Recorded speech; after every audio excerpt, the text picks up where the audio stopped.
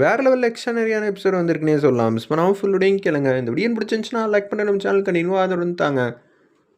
கவிதா வந்து அவங்க லவர்கிட்ட வந்து பேசுகிறாங்க கௌதம் கிட்ட. வினோ, எனக்கு கொஞ்சம் கவலையாக தான் இருக்குது.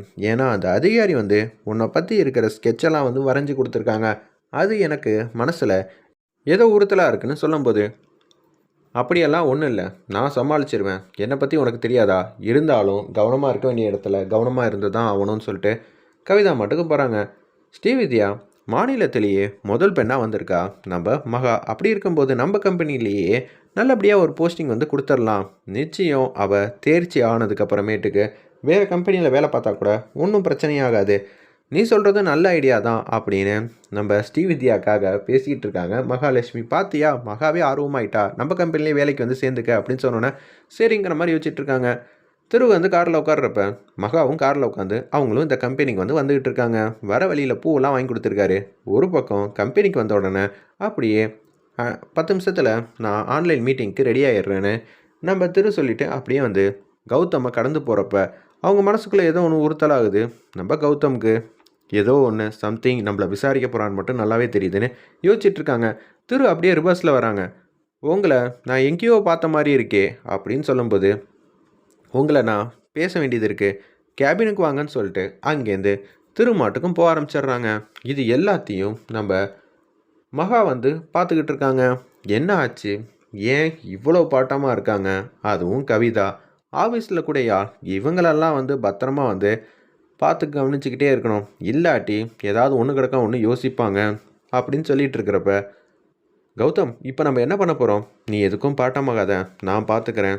இவங்க 2 பேர் பேசிகிட்டு இருக்கானா, என்ன காரணமாக இருக்கும்? சரி, இவங்க 2 பேருக்குள்ளே ஏதோ ஒரு பிரச்சனை இருக்குது, பார்த்துக்கலான்னு சொன்னோன்னே அப்படியே வந்து கௌதம் வந்து வரலாமான்னு கேட்குறாங்க திருக்கிட்ட. உள்ளே வாங்க, உங்களை நான் எங்கேயோ பார்த்துருக்கேன். எங்கே பார்த்துருக்கேன்னு சரியாக வந்து ஞாபகம் வரலையே. ஒரு வேளை அந்த அதிகாரி வரைஞ்சி கொடுத்தது இவரை தானா அப்படின்னு சொல்லும்போது, உட்காருங்க, இதுக்கு முன்னாடி நீங்கள் எங்கே வேலை பார்த்தீங்க, இருக்கிற டீட்டெயில் எல்லாமே எனக்கு தெரியணும் அப்படின்னு சொல்கிறாங்க. ஏன்னா உங்கள் பேரில் நான் அடுத்தது ஏகப்பட்ட வேலையெல்லாம் பார்த்துக்கிட்டு இருக்கீங்கன்னு எனக்கு நல்லாவே தெரிஞ்சிருக்கு.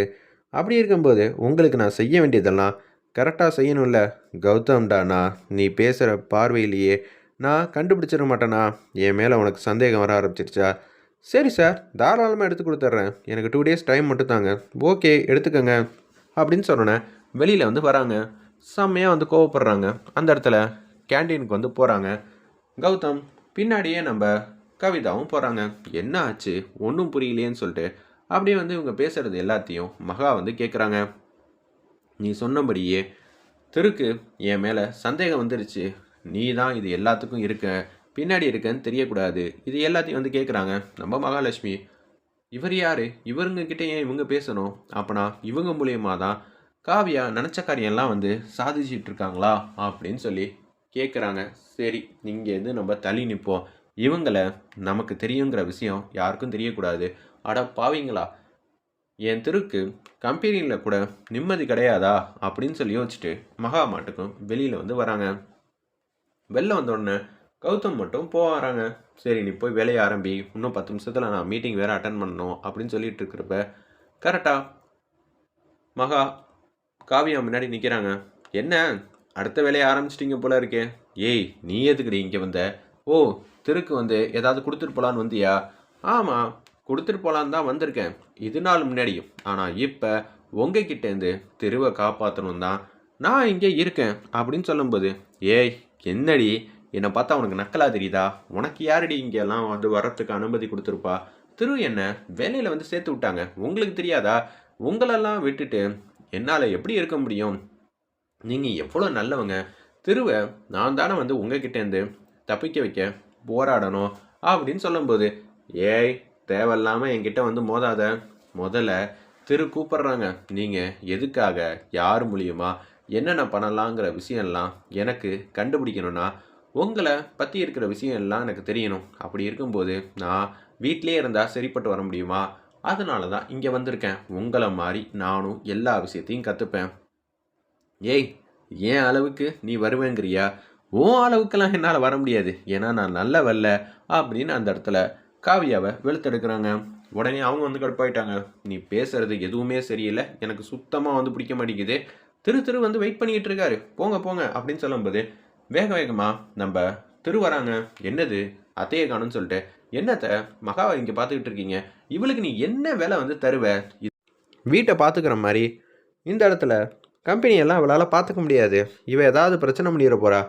அத்தை ஆரம்பத்தில் யாருமே வந்து பெரிய லெவலுக்கு வந்ததில்லை, கற்றுக் கொடுப்போம், நிச்சயம் நம்ம கூடயே வந்து இருக்கட்டும் ஒரு வாரம், நீங்கள் சொல்கிறபடி அவங்க தேர்னாங்கன்னா வச்சுக்கலாம், இல்லைன்னா அவங்கள வந்து அனுப்பிச்சி வச்சிடலாம், போதுங்களா அப்படின்னு சொல்லும்போது சரி திரு, ஏதோ நீ சொல்லிட்ட, அதுக்காக நமக்கு நிறையா வேலை இருக்குது, இவ கூடலாம் நின்று டயத்தை வந்து வேஸ்ட் பண்ண முடியாது, அப்படியே ஓடி போயிடு, தேவையில்லாமல் பிரச்சனை பண்ணுற வேலையாக வச்சுக்காதன்னு நம்ம மகா வந்து சொல்கிறாங்க.